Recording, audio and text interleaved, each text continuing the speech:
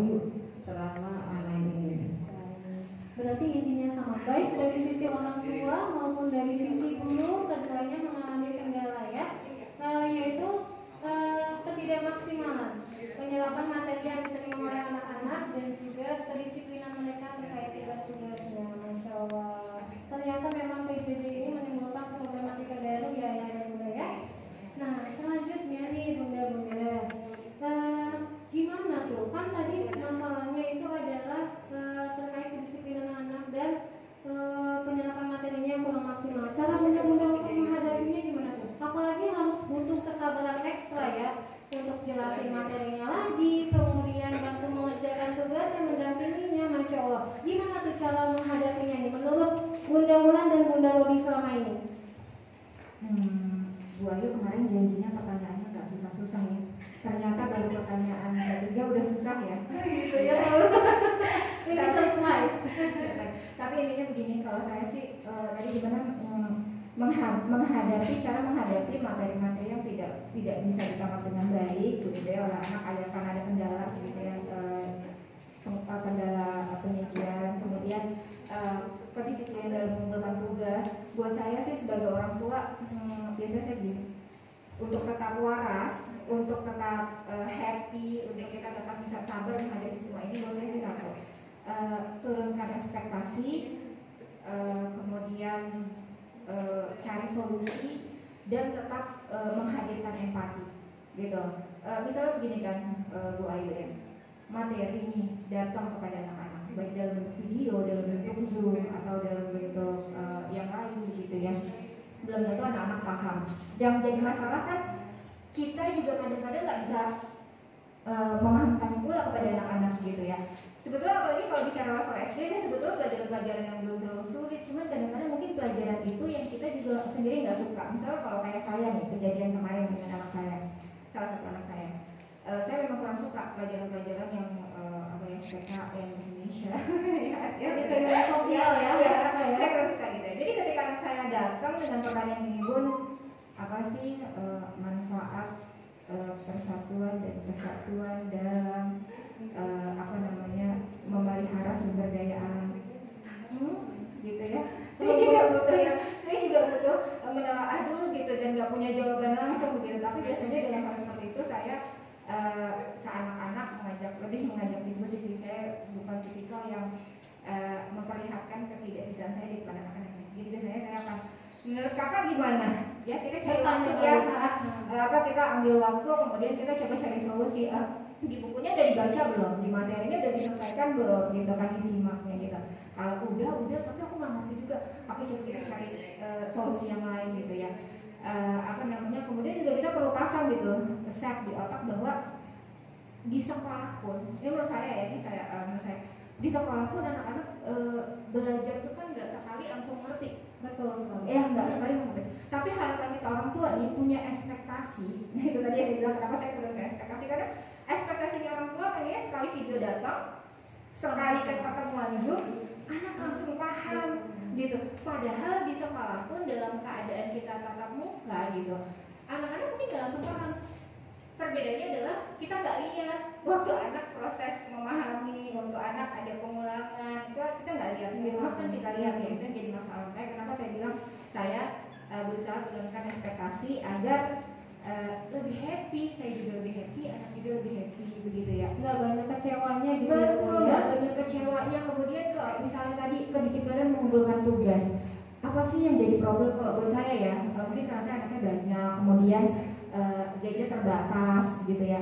Jadi itu jadi problem juga tuh, gitu. Mungkin ada ibu lain juga yang curhatnya karena materinya ada di YouTube, jadi belum sempat kerjain soalnya udah kena video yang lain tuh, Upin, ya kan? Jadinya nggak jadi belum gitu, jadi fokus langsung hilang gitu, nggak jadi ngerjain tugas, jadi lagi Upin habis lihat materi pelajaran.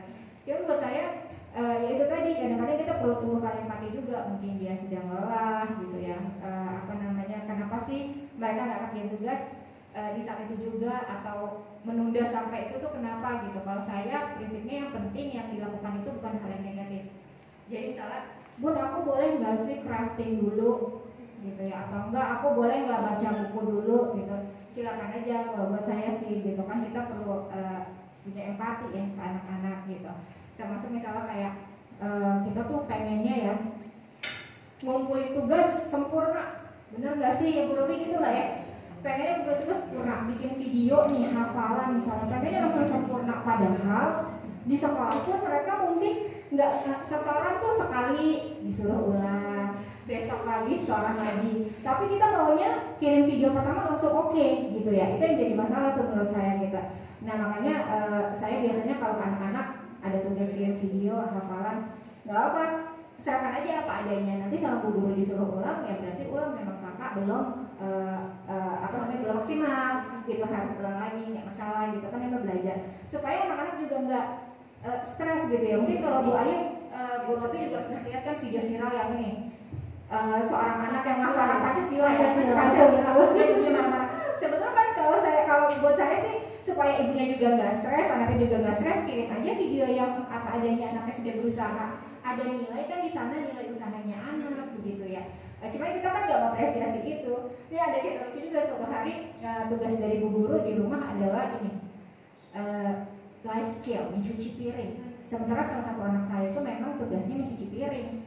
Ketika tugas diberikan pagi hari dia tugas cuci piring itu pagi hari. Jadi ketika siang sudah diberikan, dia bilang aku harus cuci piring lagi, gitu kan.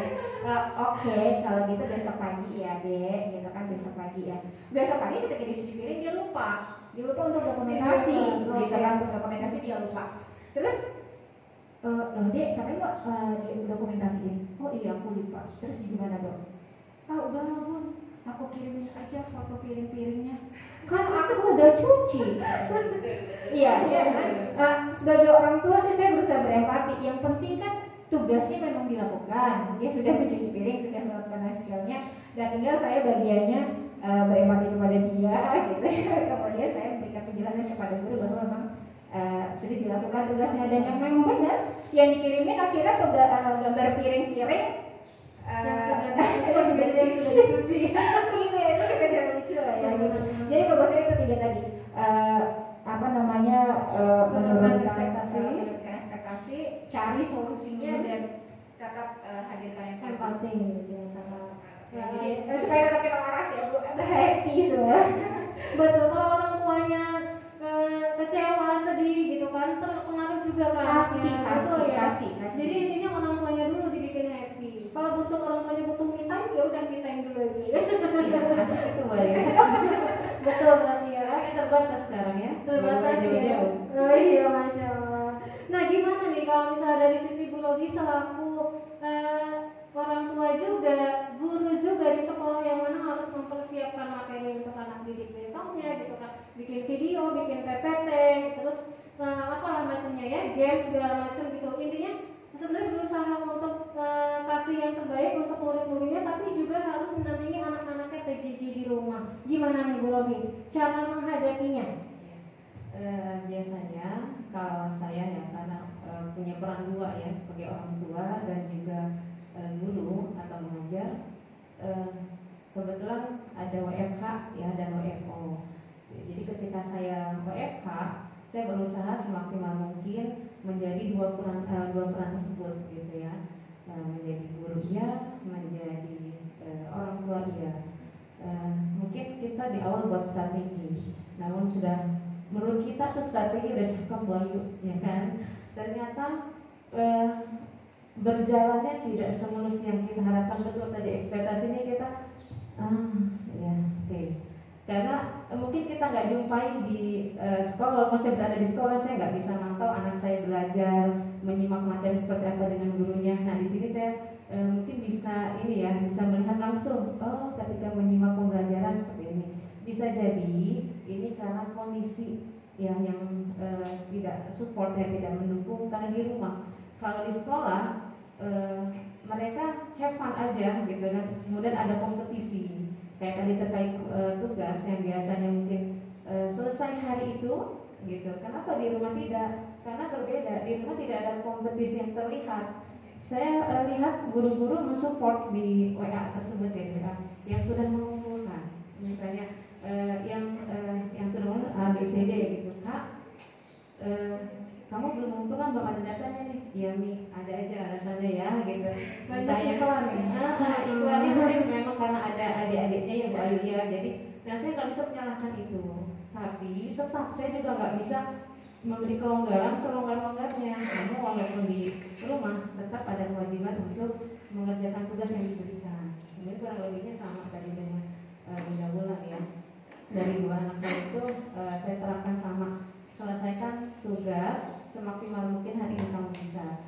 Jika memang tadi kayak belum selesai udah ada penggalan baru, oke, kamu catat di note ya, di note dicatat. Kemudian yang belum, biasanya kalau saya lihat guru-guru itu memberikan waktu sampai jam 12 malam.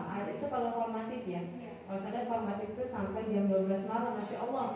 Berarti kan ada untuk orang tua yang bekerja ya, ketika bisa mendampingi anaknya pulang kerja, yang pulang kerjanya sore masih memungkinkan, tapi yang pulangnya malam kita bisa cek ke guru ya.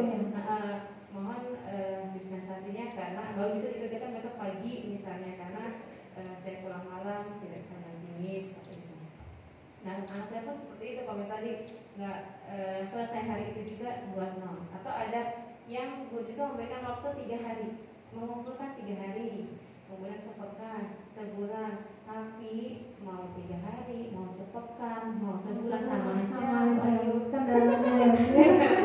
Tapi kayaknya sih saya suka pesan ke walasnya, mungkin spesial untuk anak saya 2 hari atau 2 hari lah ya, karena ya sama aja mau sebulan. Terakhir saya juga mengerjakan ya. Disitulah peran kita sebagai orang tua, motivasi supaya kamu nggak punya beban gitu. Ini yang not ini udah selesai, udah terhapus, kalau udah kan hapus udah hapus. Nggak numpuk di akhir. Nah betul. Jadi kalau misalnya numpuk di akhir kan lama-lama kurang maksimal, asal mengerjakan ya dan sebagainya. Gitu. Nah dari tadi versi di rumah ya. Namun ketika kita di sekolah, saya mengajar gitu Bayu, saya berada di sekolah, saya tidak bisa memantau langsung gitu ya. Artinya saya hanya via chat aja, menanyakan kabar di sela-sela istirahat atau ketika sebelum berangkat saya pesan-pesan. Hari ini coba cek pelajaran apa dari semalam, pelajaran besok apa siapkan, karena saya harus mengantar ke saya menitipkan ya di orang tua. Cek apa saja buku dibawa. Setelah sampai di sekolah saya cek. Jam pertama sudah masuk, tugasnya sudah tersampaikan, silahkan dikerjakan. Pas istirahat, saya istirahat. Mereka juga istirahat kan ya, saya tanya bagaimana, sudah selesai belum tugasnya jam pertama kedua? Kalau memang sudah, alhamdulillah. Kalau belum ya dicatat gitu. Terus ketika ada kendala dia bertanya ke saya. Kalau saya tidak ada kelonggaran yang saya jawab semampu saya gitu. Nah ketika saya tidak bisa memberikan pemahaman gitu ya, karena nggak sempat, kan harus ngajar dan sebagainya, kakak boleh tanya ke bapaknya itu. Mungkin seperti itu Bu Ayu kalau yang saya terapkan. Masya Allah, ternyata masing-masing orang tua punya cara tersendiri dalam menghadapi atau mendampingi anak-anak belajar di rumah. Tadi Bunda Wulan juga ada menyampaikan 3 caranya ya menghadapi ya. Yang utama menurunkan ekspektasi supaya nggak kecewa-kecewa banget. Karena banyak kekurangan di sana sini, memang situasinya tidak normal, jadi banyak sekali kekurangan. Nah untuk Bunda Robi tadi juga selaku orang tua bekerja ya, mungkin juga mewakili ayah dan bunda di rumah yang juga harus mendampingi anak-anaknya PJJ, kemudian juga harus bekerja di kantornya masing-masing gitu. Pastinya kurang lebihnya sama, menghadapi kendala yang sama juga ya, keterbatasan waktu, kemudian keterlambatan pengiriman tugas gitu kan. Intinya tadi konfirmasi kepada gurunya gitu, supaya gurunya juga ini kenapa ya gitu. Intinya ngasih tahu bahwa belum sempat dikerjakan, belum sempat dituntaskan. Jadi itu intinya ya Bu. Mungkin sedikit tambahan Bu Ayu ya. Iya Bu.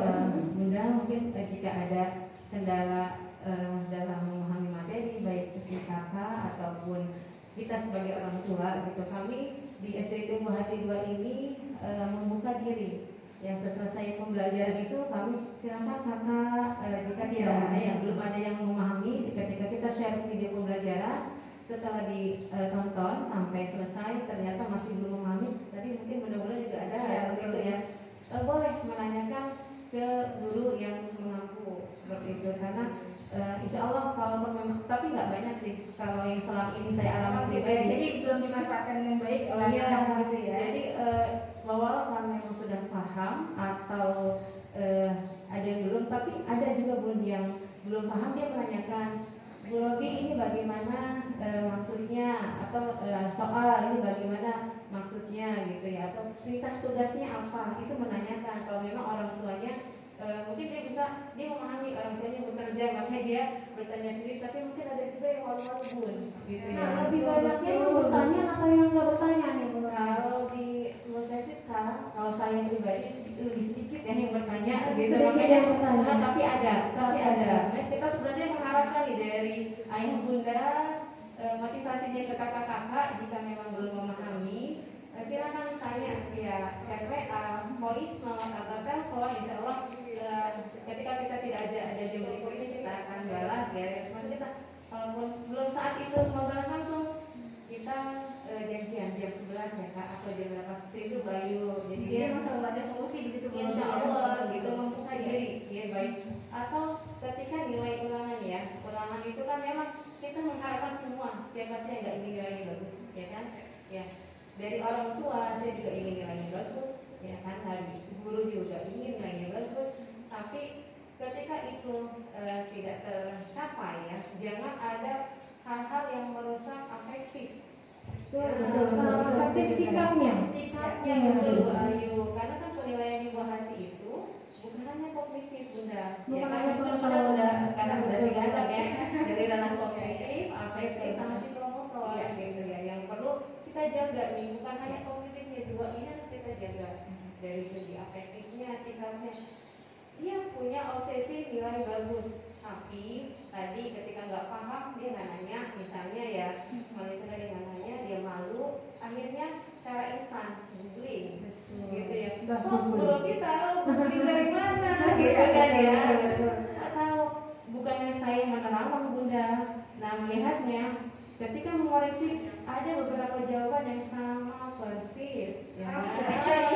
Ya emang sebenarnya tidak salah, jawaban itu benar gitu ya, benar, namun kok bisa ya sama persis. Akhirnya kan membuka saya coba-coba browsing juga, ternyata sama jawabannya. Oke, berarti kita bisa melihat di situ ya Bunda, yang memahami Bunda.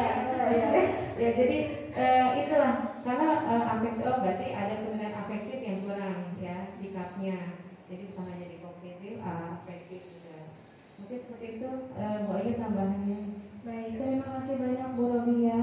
Jadi memang intinya kita bukan hanya menilai pengetahuannya saja, wawasannya saja, tapi lebih kepada sikapnya, kejujurannya mungkin ya Bu Robi ya, gitu. Jadi keinginannya sih nilainya besar, tapi kalau misalnya anaknya belum paham, belum mampu gitu, jadi jangan biarkan anak-anak kita menghalalkan segala cara, intinya gitu ya menurut dia gitu. Masya Allah sekali. Jadi memang itulah balik lagi menjadi tantangan kita semua gitu di masa pandemi ini gitu, menghadapi anak-anak belajar di rumah secara langsung gitu ya ayah bunda ya. Nah terakhir nih Bunda Ulan dan Bunda Robi, hikmah apa sih yang bisa kita petik nih, yang bisa Bunda petik dari adanya sistem pembelajaran belajar dari rumah gitu? Apa hikmah yang bisa diambil? Mungkin dari Bunda Ulan dulu. Oke, hikmah PJJ berarti ya, bukan hikmah tadi. Hikmah PJJ kalau bagi saya ya, sebetulnya saya juga udah sempat ngobrol ini dengan beberapa teman, dan mungkin teman-teman juga ayah bunda di rumah juga mungkin merasakan hal yang sama juga dengan saya ya, gitu ya. Salah satu hikmah terbesar dari PJJ adalah saya bisa mengidentifikasi mengidentifikasi karakter belajar anak saya yang perlu saya perbaiki, gitu ya. Misalnya begini, yang perlu kita sadari kan begini Bu Robi, apa-apa yang kita lihat pada cara belajar, gaya belajar anak kita di rumah itu sebetulnya mungkin dilakukan juga oleh mereka di sekolah begitu, tapi kita nggak lihat sekali lagi itu ya, kita nggak lihat gitu. Jadi misalnya kayak kemarin saya lihat di setiap kali pertemuan Zoom, salah satu anak saya ini selalu hanya begini ya, Bu Guru udah memberikan pertanyaan yang memancing gitu dengan mudah lah, itu pasti adik bisa jawab gitu. Tapi dia sementara teman-temannya lain, saya bu, anak saya ini hanya begini. dengan nangis, nggak ada keinginan untuk mau jawab tunjuk tangan kayak apa gitu ya, enggak gitu. Sementara kita supporternya di depan gini, jawab tunjuk tangan kayak gitu ya, tapi enggak. Nah dari situ saya cuma gini, anak saya begitu, pastinya di sekolah juga begitu. Nah ini PR nih buat saya gitu ya. Nah itu hal-hal yang begitu perlu saya selesaikan di rumah di masa-masa ini. Kalau di masa tidak PJJ mungkin saya nggak bisa selesaiin ya, Bu Robi. Kemudian yang kedua juga saya sepakat dengan apa yang Bu Robi bilang tadi, bahwa di masa PJJ ini bukan sekedar ngomong buah hati, tapi kita sebagai orang tua itu kan yang perlu kita pikirin bukan yang sekedar kognitif ya, bukan sekedar akademis, tapi itu tadi afektif gitu ya kan, karakter, akhlak itu kan perlu kita pikirin. Nah saya melihat ada 3 pelajaran yang bisa saya berikan kepada anak-anak selama masa PJJ ini. Pertama adalah pelajaran sabar ya, sabar menghadapi ujian. Kita biasanya kalau bilang sama anak sabar ya terhadap ujian tuh buat mereka sesuatu yang abstrak. Karena ujian buat mereka adalah ujian soal, ya kan. Kalau sementara ujian dalam bentuk musibah, ujian dalam bentuk ya kan itu sesuatu hal yang abstrak bagi anak-anak. Namun sekarang begitu ngomong PJJ, begitu ngomong corona, mereka tuh lihat ini sebagai ujian dari Allah, luar biasa ya. Jadi buat saya sayang sekali kalau kita melewatkan kesempatan ini untuk memberikan pelajaran sabar kepada mereka gitu. Jadi setiap kali mereka mengeluh misalnya gitu ya, jangan hanya diikutin gitu, kita harus masuk tuh ya. Nah kita sabar kak, ujian ini dari Allah gitu, semua buat cuma kita kok gitu ya. Nah, dan kita bisa masuk lah ya, tausiah mama dede yang banyak ya. Kemudian yang kedua pelajaran jujur, betul. Saya juga melihat ini adalah momen yang bagus untuk kita menanamkan jujur pada anak-anak, dan ini akan jadi sebuah investasi besar bagi kita orang tua gitu ya, karena di masa pandemi ini, di masa PJJ ini kan kerjaan anak-anak tuh ya hanya mereka dan Allah yang tahu gitu ya, anak-anak mau jujur atau enggak itu sebenarnya hanya mereka dan Allah yang tahu gitu. Dan kita di rumah tuh sebenarnya bisa punya peran yang besar loh, kayak gini, nanti mungkin ayah bunda yang anak-anaknya sekarang di level 6 akan merasakan apa yang kita pernah rasakan tahun lalu gitu ya. Ketika anak-anak harus menjalani ujian sekolah di rumah, itu tuh keinginan orang tua untuk ikut memberikan kontribusi supaya anak-anak bisa mendapatkan nilai yang bagus itu kan luar biasa ya, Bu Ayu. Tapi yang kita pikirkan bukan hanya nilai. Nah makanya saya bilang ini momen yang bagus nih untuk memperlihatkan bahwa ayah bunda aja pegang kuat-kuat, nggak mau bantu kamu, yang penting kita dapat penilaian yang baik dari Allah, kan gitu ya. Gitu, jangan sampai itu lewat lah, nggak kita masukin nih di masa-masa PJJ ini.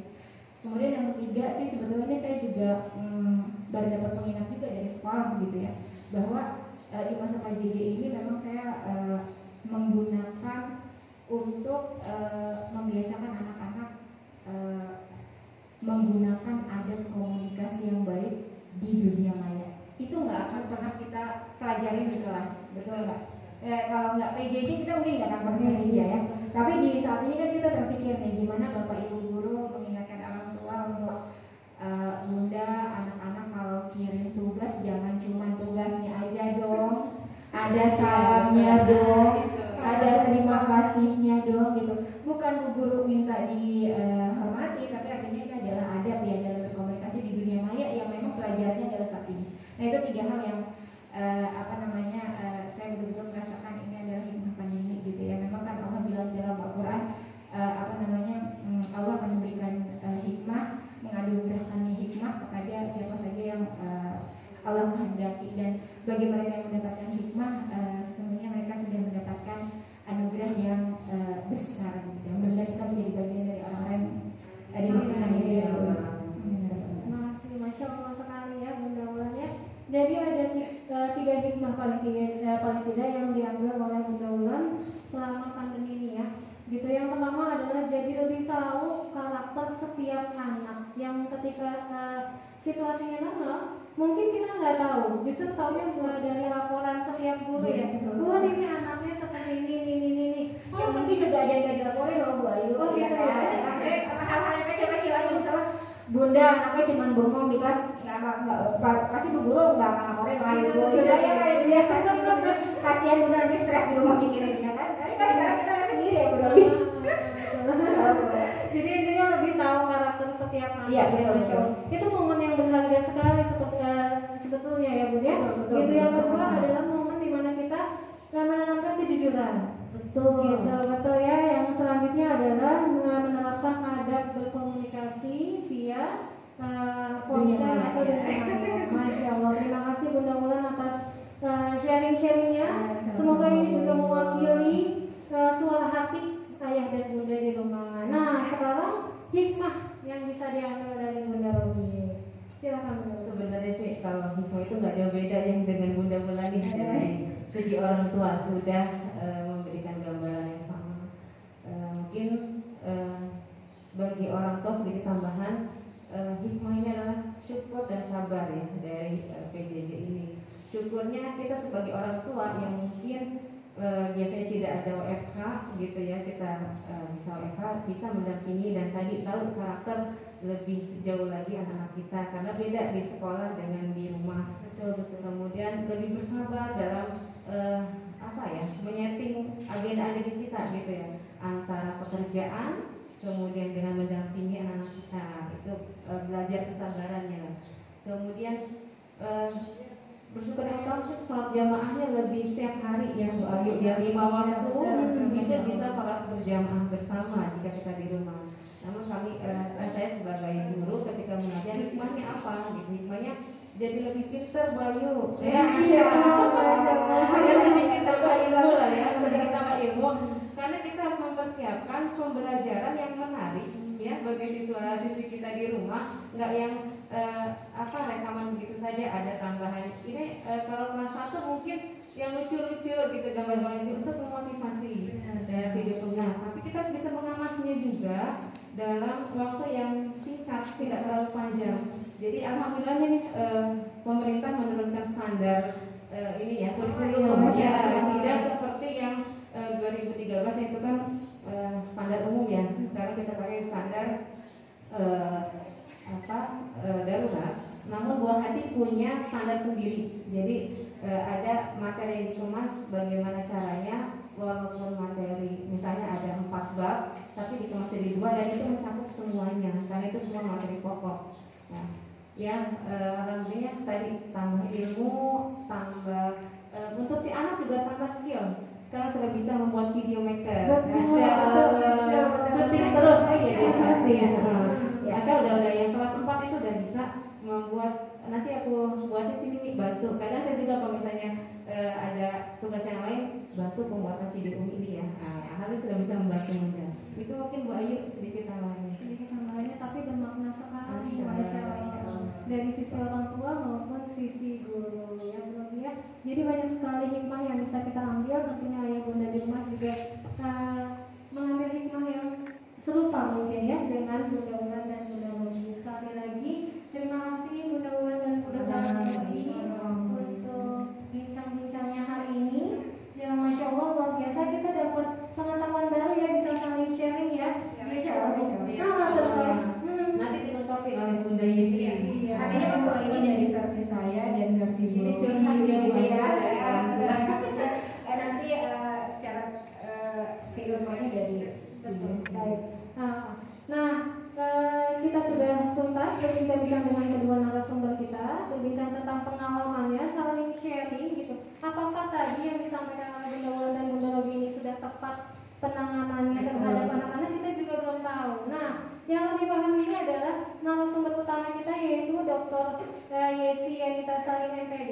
Beliau adalah dosen, penulis sekaligus konsultan pendidikan. Masya Allah, saya ingin memperkenalkan dulu profil beliau.